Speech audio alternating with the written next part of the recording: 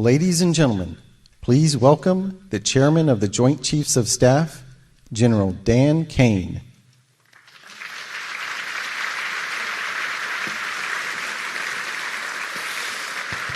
All right, generals, admirals, senior leaders, good morning. Wow, what a group here today. I will tell you that our enemies are terrified right now that we are all in the same room, and that is a true statement. Welcome everyone to Marine Corps Base Quantico and the first ever Key Leaders All Call. To the Commandant and all of the Marines that have made this event possible, thank you.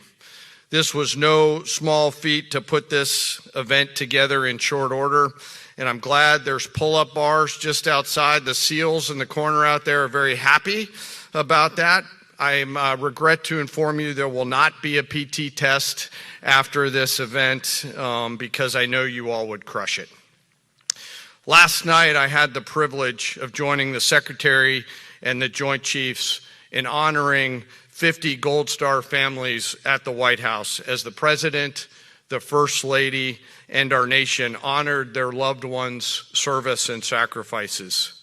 Teammates, it was a quiet and deeply meaningful event that reminded all of us that were lucky enough to be there of the serious and unforgiving nature of the business that we are in, fighting and winning our nation's wars. Leaders, we are living in dynamic and potentially dangerous times. Global risk is on the rise. Our adversaries are no longer aligning, they are aligned. And we must align with equal resolve and unity. Even as we strive for and seek peace, we must be prepared for war. Now, more than ever, it is vital that we hear from our civilian leaders, understand where they're taking the department and the joint force. And today we have the unprecedented opportunity and honor to hear directly from the Secretary of War and our Commander-in-Chief. Together, you and I and our civilian leaders have the honor of leading the finest military in the world. And we must seize every opportunity every day to prepare our joint force for the future. I am deeply humbled to serve with each and every one of you. And now it is my distinct honor to introduce our nation's Secretary of War, the Honorable Pete Hegseth.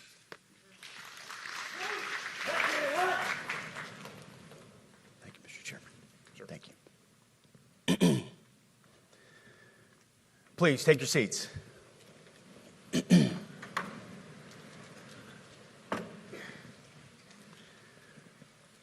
Well, Mr. Chairman, the Joint Chiefs, generals, admirals, commanders, officers, senior enlisted, NCOs, enlisted, and every member of our American military, good morning. Good morning and welcome to the War Department, because the era of the Department of Defense is over. You see, the motto of my first platoon was, "Those who long for peace must prepare for war." This is, of course, not a new idea. This crowd knows that. The origin dates to the 4th century Rome and has been repeated ever since, including by our first Commander-in-Chief, George Washington, the first leader of the War Department. It captures a simple yet profound truth. To ensure peace, we must prepare for war. From this moment forward, the only mission of the newly restored Department of War is this: warfighting, preparing for war and preparing to win, unrelenting and uncompromising in that pursuit. Not because we want war, no one here wants war, but it's because we love peace. We love peace for our fellow citizens. They deserve peace, and they rightfully expect us to deliver it. Our number one job, of course, is to be strong so that we can prevent war in the first place. The president talks about it all the time. It's called peace through strength. And as history teaches us, the only people who actually deserve peace are those who are willing to wage war to defend it. That's why pacifism is so naive and dangerous. It ignores human nature and it ignores human history. Either you protect your people and your sovereignty, or you will be subservient to something or someone. It's a truth as old as time. And since waging war is so costly in blood and treasure, we owe our republic a military that will win any war we choose or any war that is thrust upon us. Should our enemies choose foolishly to challenge us, they will be crushed by the violence, precision, and ferocity of the War Department. In other words, to our enemies, F-A-F-O. If necessary, our troops can translate that for you. Another way to put it is peace through strength, brought to you by the warrior ethos. And we are restoring both. As President Trump has said, and he's right, we have the strongest, most powerful, most lethal, and most prepared military on the planet. That is true, full stop. Nobody can touch us. It's not even close. This is true largely because of the historic investments that he made in his first term, and we will continue in this term. But it's also true because of the leaders in this room and the incredible troops that you all lead. But the world, and as the chairman mentioned, our enemies get a vote. You feel it, I feel it. This is a moment of urgency, mounting urgency. Enemies gather, threats grow. There is no time for games. We must be prepared. If we're going to prevent and avoid war, we must prepare now. We are the strength part of peace through strength. And either we're ready to win or we are not. You see, this urgent moment, of course, requires more troops, more munitions, more drones, more Patriots, more submarines, more B-21 bombers. It requires more innovation, more AI in everything and ahead of the curve. More cyber effects, more counter-UAS, more space, more speed. America is the strongest, but we need to get stronger and quickly. The time is now, and the cause is urgent. The moment requires restoring and refocusing our defense industrial base, our shipbuilding industry, and onshoring all critical components. It requires, as President Trump has done, getting our allies and partners to step up and share the burden. America cannot do everything. The free world requires allies with real hard power, real military leadership, and real military capabilities. The War Department is tackling and prioritizing all of these things. And I'll be giving a speech next month that'll showcase the speed, innovation, and generational acquisition reforms we are undertaking urgently. Likewise, the nature of the threats we face in our hemisphere and in deterring China is another speech for another day, coming soon. This speech today, as I drink my coffee, this speech today is about people. And it's about culture. The topic today is about the nature of ourselves. Because no plan, no program, no reform, no formation will ultimately succeed unless we have the right people and the right culture at the War Department. If I've learned one core lesson in my 8 months in this job, it's that personnel is policy. Personnel is policy. The best way to take care of troops is to give them good leaders committed to the warfighting culture of the department. Not perfect leaders, good leaders. Competent, qualified, professional, agile, aggressive, innovative, risk-taking, apolitical, faithful to their oath and to the Constitution. Eugene Sledge, in his World War II memoir, wrote, quote, "War is brutish, inglorious, and a terrible waste. Combat leaves an indelible mark on those who are forced to endure it. The only redeeming factors are my comrades' incredible bravery and their devotion to each other. In combat, there are thousands of variables, as I learned in Iraq and Afghanistan, and as so many of you did in so many more places. Leaders can only control about 3 of them. You control how well you're trained, mostly how well you're equipped, and the last variable is how well you lead. After that, you're on your own. Our warfighters are entitled to be led by the best and most capable leaders. That is who we need you all to be. Even then, in combat, even if you do everything right, you may still lose people because the enemy always gets a vote. We have a sacred duty to ensure that our warriors are led by the most capable and qualified combat leaders. This is one thing you and I can control, and we owe it to the force to deliver it. For too long, we have simply not done that. The military has been forced by foolish and reckless politicians to focus on the wrong things. In many ways, this speech is about fixing decades of decay. Some of it obvious, some of it hidden. Or as the chairman has put it, we are clearing out the debris, removing the distractions, clearing the way for leaders to be leaders. You might say we're ending the war on warriors. I heard someone wrote a book about that. For too long, we've promoted too many uniformed leaders for the wrong reasons, based on their race, based on gender quotas, based on historic so-called firsts. We've pretended that combat arms and non-combat arms are the same thing. We've weeded out so-called toxic leaders under the guise of double-blind psychology assessments, promoting risk-averse, go-along-to-get-along conformists instead. You name it, the department did it. Foolish and reckless political leaders set the wrong compass heading, and we lost our way. We became the woke department, but not anymore.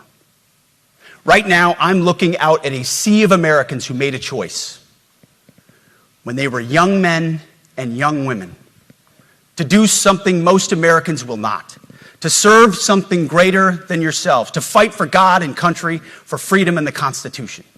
You made a choice to serve when others did not, and I commend you.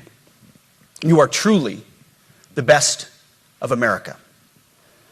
But this does not mean, and this goes for all of us, that our path to this auditorium on this day was a straight line, or that the conditions of the formations we lead are where we want them to be. You love your country, and we love this uniform, which is why we must do better. We just have to be honest.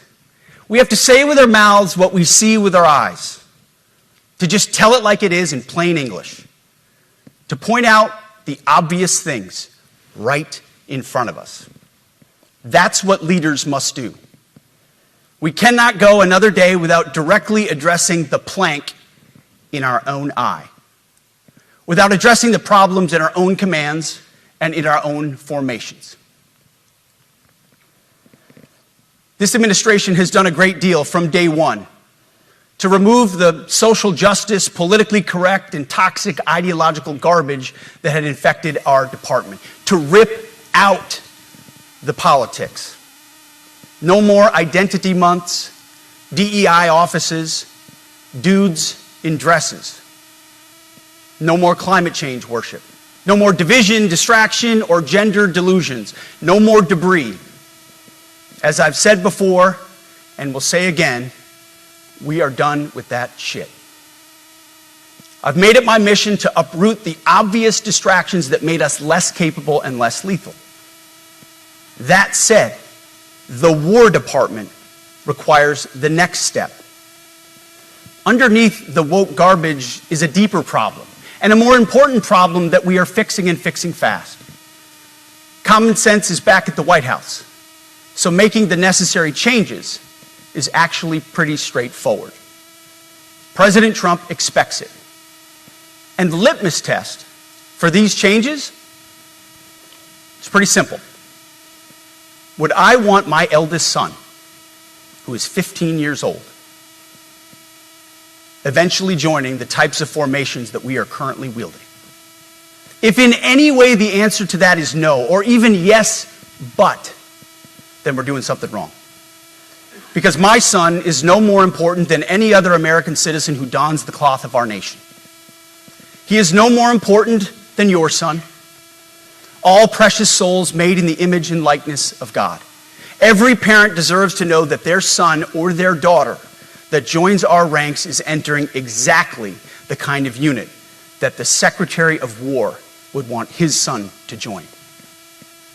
Think of it as the golden rule test. Jesus said, "Do unto others that which you would have done unto yourself." It's the ultimate simplifying test of truth.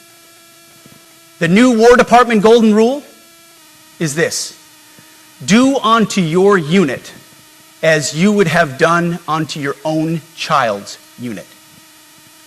Would you want him serving with fat or unfit or undertrained troops? Or alongside people who can't meet basic standards? Or in a unit where standards were lowered so certain types of troops could make it in? In a unit where leaders were promoted for reasons other than merit, performance, and warfighting? The answer is not just no, it's hell no. This means at the War Department, first and foremost, we must restore a ruthless, dispassionate, and common sense application of standards. I don't want my son serving alongside troops who are out of shape, or in combat unit with females who can't meet the same combat arms physical standards as men, or troops who are not fully proficient on their assigned weapons, platform, or task, or under a leader who was the first, but not the best. Standards must be uniform, gender neutral, and high. If not, they're not standards. They're just suggestions. Suggestions that get our sons and daughters killed. When it comes to combat arms units, and there are many different stripes across our joint force, the era of politically correct, overly sensitive, don't hurt anyone's feelings leadership ends right now. At every level, either you can meet the standard, either you can do the job, either you are disciplined, fit, and trained, or you are out. And that's why today, at my direction, and this is the first of 10 Department of War directives that are arriving at your commands as we speak and in your inbox. Today, at my direction, each service will ensure that every requirement for every combat MOS, for every designated combat arms position, returns to the highest male standard only. Because this job is life or death. Standards must be met. And not just met, at every level we should seek to exceed the standard, to push the envelope, to compete. It's common sense and core to who we are and what we do. It should be in our DNA. Today, at my direction, we are also adding a combat field test for combat arms units that must be executable in any environment at any time and with combat equipment. These tests, they'll look familiar. They'll resemble the Army Expert Physical Fitness Assessment or the Marine Corps Combat Fitness Test. I'm also directing that warfighters in combat jobs execute their service fitness test at a gender-neutral, age-normed male standard scored above 70%. It all starts with physical fitness and appearance. If the Secretary of War can do regular, hard PT, so can every member of our joint force. Frankly, it's tiring to look out at combat formations, or really any formation, and see fat troops. Likewise, it's completely unacceptable to see fat generals and admirals in the halls of the Pentagon and leading commands around the country and the world. It's a bad look. It is bad, and it's not who we are.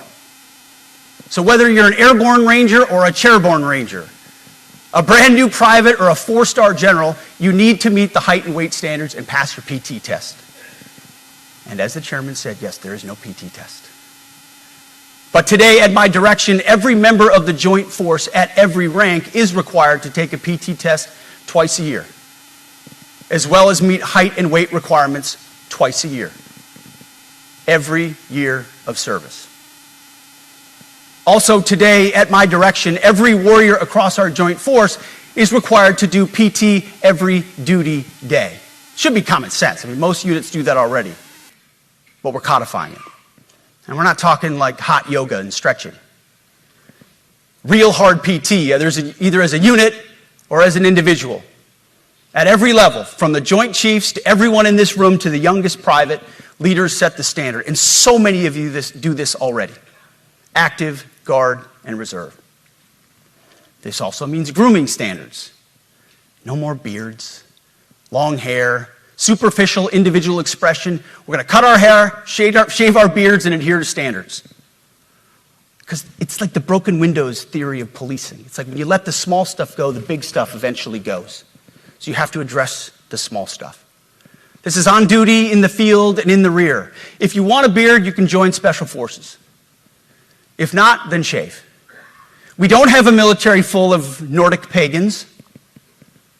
But unfortunately, we have had leaders who either refuse to call BS and enforce standards, or leaders who felt like they were not allowed to enforce standards.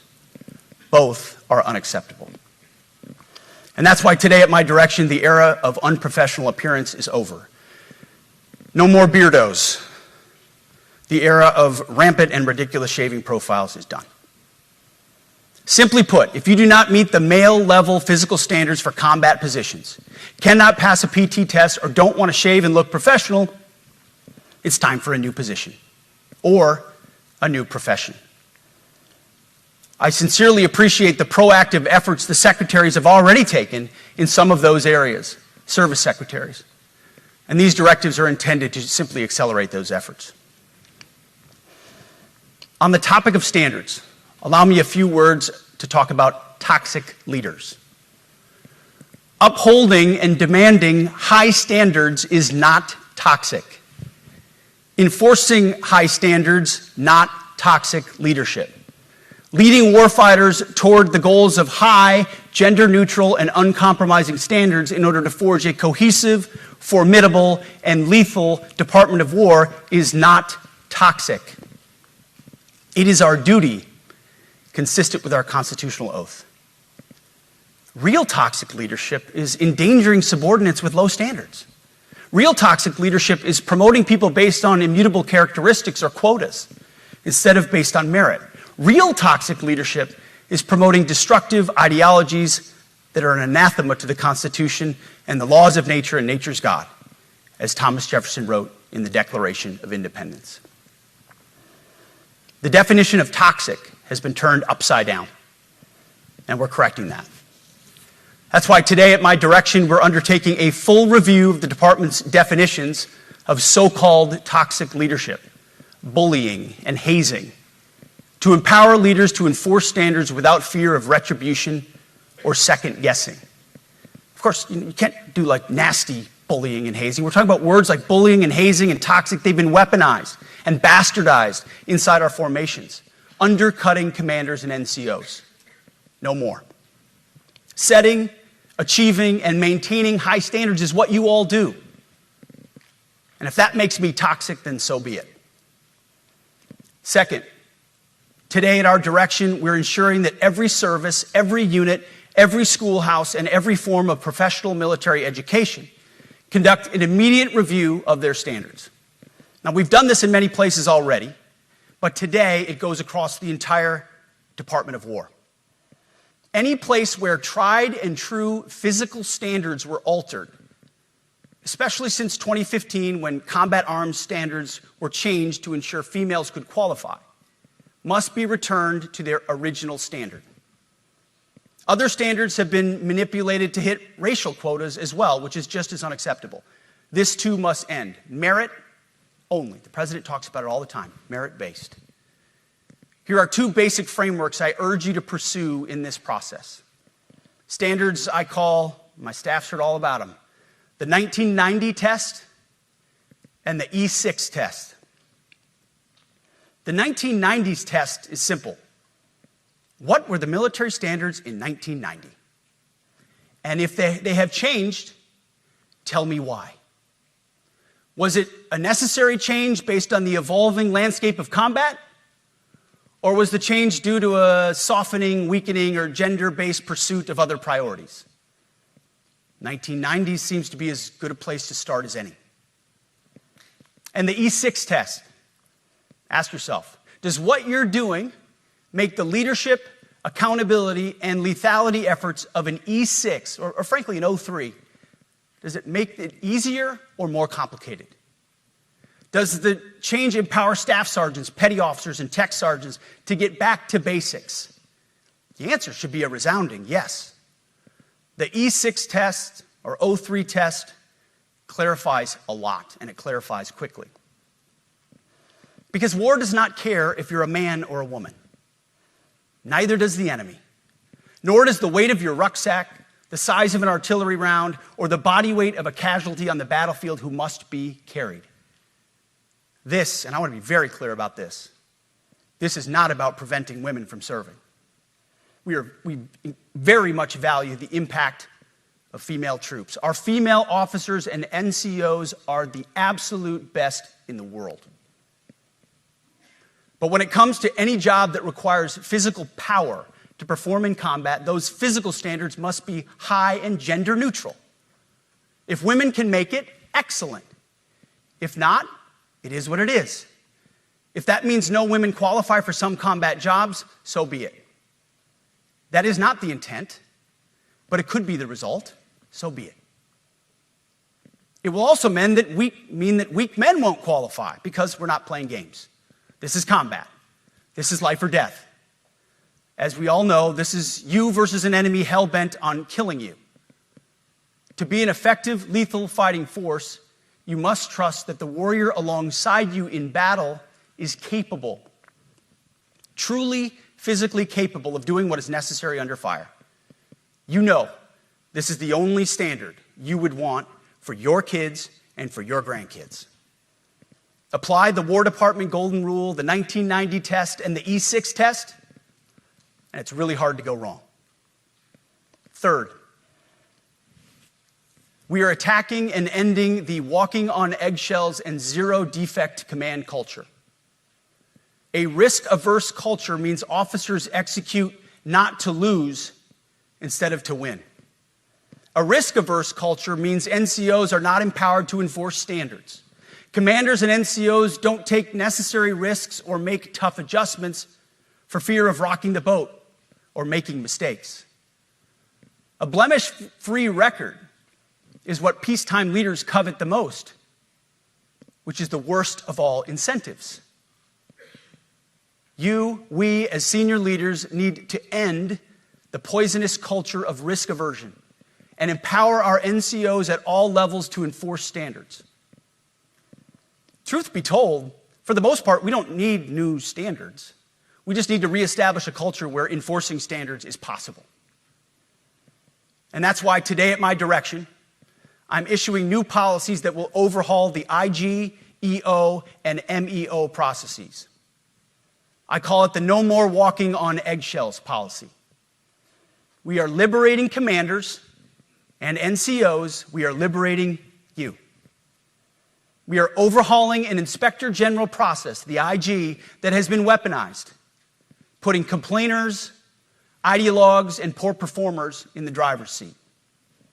We're doing the same with the equal opportunity and military equal opportunity policies, the EO and MEO at our department.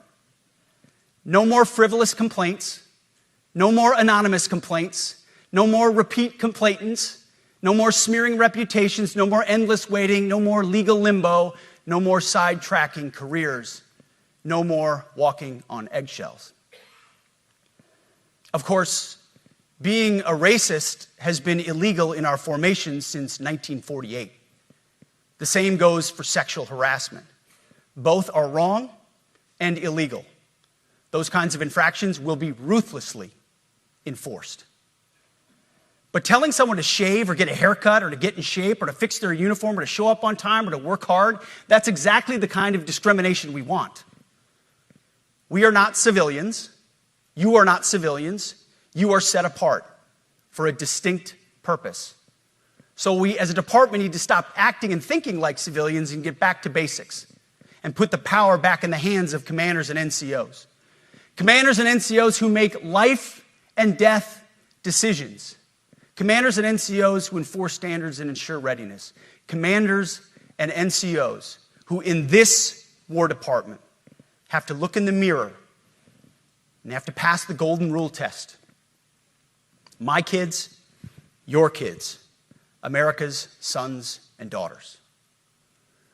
So I urge you all here today and those watching, take this guidance and run with it. The core of this speech is the 10 directives we're announcing today. They were written for you, for Army leadership, for Navy leadership, for Marine Corps leadership, for Air Force leadership, Space Force leadership. These directives are designed to take the monkey off your back and put you, the leadership, back in the driver's seat. Move out with urgency because we have your back. I have your back.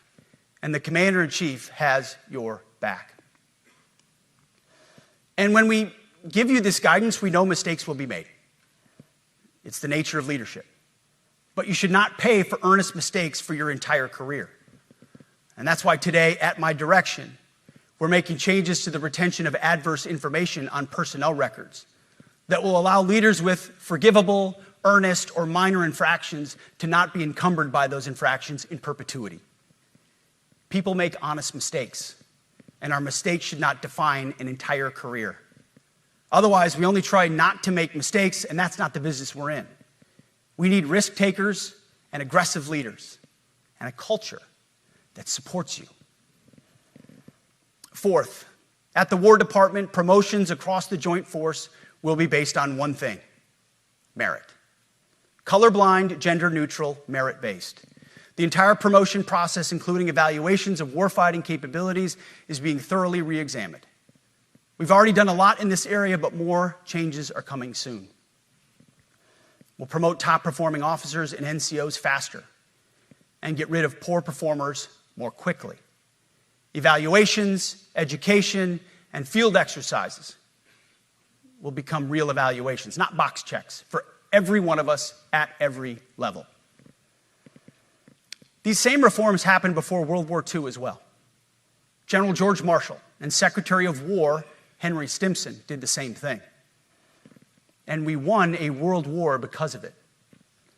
As it happens, when he started the job, Chairman Kane gave me a frame and a photo to hang in my office. A matching frame and photo hangs in his. It's a photo of Marshall and Stimson preparing for World War II. Those two leaders famously kept the door open between their offices for the entirety of the war. They worked together, civilian and uniform, every single day. Chairman Kane and I do the same. There is no daylight between us. Our doors are always open. Our job together is to ensure our military is led by the very best, ready to answer the nation's call. Fifth, as you have seen, and the media has obsessed over, I have fired a number of senior officers since taking over.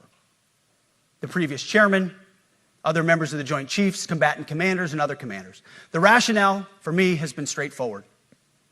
It's nearly impossible to change a culture with the same people who helped create or even benefited from that culture, even if that culture was created by a previous president and previous secretary. My approach has been simple. When in doubt, assess the situation, follow your gut, and if it's the best for the military, make a change. We all serve at the pleasure of the president every single day. But in many ways, it's not their fault. It's not your fault. As foolish and reckless as the woke department was, those officers were following elected political leadership. An entire generation of generals and admirals were told that they must parrot the insane fallacy that, quote, our diversity is our strength. Of course, we know our unity is our strength. They had to put out dizzying DEI and LGBTQI+ statements. They were told females and males are the same thing, or that males who think they're females is totally normal. They were told that we need a green fleet and electric tanks. They were told to kick out Americans who refuse an emergency vaccine. They followed civilian policies set by foolish and reckless political leaders. Our job, my job, has been to determine which leaders simply did what they must to answer the prerogatives of civilian leadership, and which leaders are truly invested in the woke department, and therefore incapable of embracing the War Department and executing new lawful orders. That's it. It's that simple. So for the past 8 months, we've gotten a good look under the hood of our officer corps. We've done our best to thoroughly assess the human terrain. We've had to make trade-offs and some difficult decisions. It's more of an art than a science. We have been and will continue to be judicious, but also expeditious. The new compass heading is clear. Out with the Shirellis, the Mackenzies, and the Millies, and in with the Stockdales, the Schwarzkopfs, and the Pattons. More leadership changes will be made, of that I'm certain. Not because we want to, but because we must. Once again, this is life and death. The sooner we have the right people, the sooner we can advance the right policies. Personnel is policy. But I look out at this group, and I see great Americans. Leaders who have given decades to our great republic, at great sacrifice to yourselves and to your families. But if the words I'm speaking today are making your heart sink, then you should do the honorable thing and resign. We would thank you for your service. But I suspect, I know, the overwhelming majority of you feel the opposite. These words make your hearts full. You love the War Department because you love what you do, the profession of arms. You are hereby liberated to be an apolitical, hard-charging, no-nonsense, constitutional leader that you joined the military to be. We need you locked in on the M, not the D, the E, or the I, not the DEI or the DIE of dime. By that I mean the M, military, of the instruments of national power. We have entire departments across the government dedicated to diplomatic, informational, and economic lines of effort. We do the M. Nobody else does. And our GOFOs need to master it in every domain and every scenario. No more distractions, no more political ideologies, no more debris. Now, of course, we're going to disagree at times. We would not be Americans if we didn't. Being a leader in a large organization like ours means having frank conversations and differences of opinion. You will win some arguments, and you will lose some arguments. But when civilian leaders issue lawful orders, we execute. We are professionals in the profession of arms. Our entire constitutional system is predicated upon this understanding. Now, it seems like a small thing, but it's not. This includes as well the behavior of our troops online. To that end, I want to thank and recognize the services for their new proactive social media policies. Use them. Anonymous, online, or keyboard complaining is not worthy of a warrior. It's cowardice masquerading as conscience. Anonymous, unit-level social media pages that trash commanders, demoralize troops, and undermine unit cohesion must not be tolerated. Again, O3s, E6s. Sixth, we must train and we must maintain.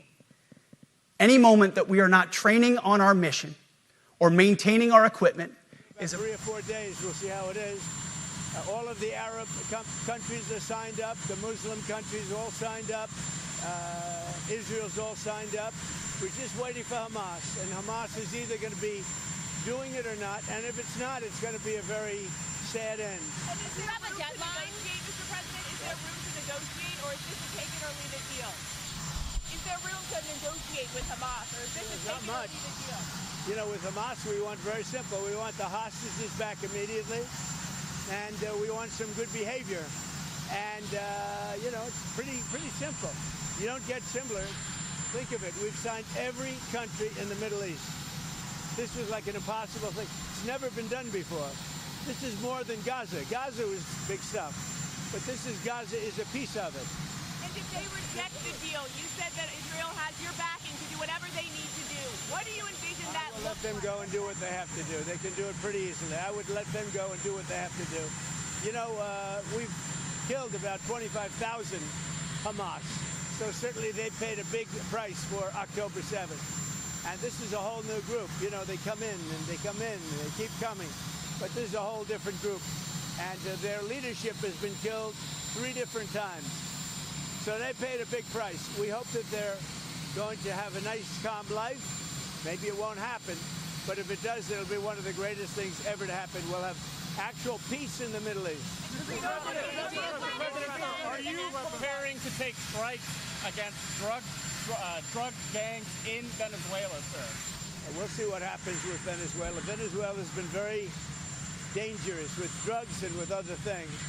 And they've been very, very dangerous. So we'll see what happens with Venezuela. We had a lot of drugs coming in through water. We call it water drugs, just a simple term. We don't have any boats on the water. There are no boats. There are no fishing boats. There are no anything. So we hit a number of boats. You probably saw that. And since we did that, we have absolutely no drugs coming into our country via water because it was lethal. And now we'll look at cartels. We're going to look very seriously at cartels coming by land. What do you plan to tell the Department of War in this address? Why gather all the generals in one place for a speech? Well, this is only an esprit de corps. You know what esprit de corps is? This is only a spirit. We're going to be talking to him. Pete Hegseth is talking right now. I'm going to have to leave because I have to talk to him. But these are our generals, our admirals, our leaders. And it's a good thing. A thing like this has never been done before because they came from all over the world. And there's a little bit of expense, not much, but there's a little expense to that. We don't like to waste it. We'd rather spend it on bullets and rockets, frankly. But this was the one time we had to do a great spiritizing. It's going to be great. I've seen it already. We have every general, every admiral. We have great people. We have our real warriors over there. And when they're not good, when we don't think they're our warriors, you know what happens? We say, you're fired, get out. We had some real bad ones last time. You know, I rebuilt the military, the entire military. But I had a couple, and I had unbelievable people. To do that, you have to. But I had unbelievable people in there. But I also had some bad ones at the top, like Milley and Mattis and Jesper. I called him too. Always too late, Jesper. He was horrible. So, but I learned because you know I was just in there, and I put these people in. They were recommended by rhinos and others, and they're not good. What we have now is the best. But even despite that, I rebuilt the military in my first term. We had a great first term. We had the greatest economy ever, and it's being beaten by a lot this time. So I'm going over. I'm going to be meeting. I'm going to be meeting with generals and with admirals and with leaders. And if I don't like somebody, I'm going to fire them right on the spot.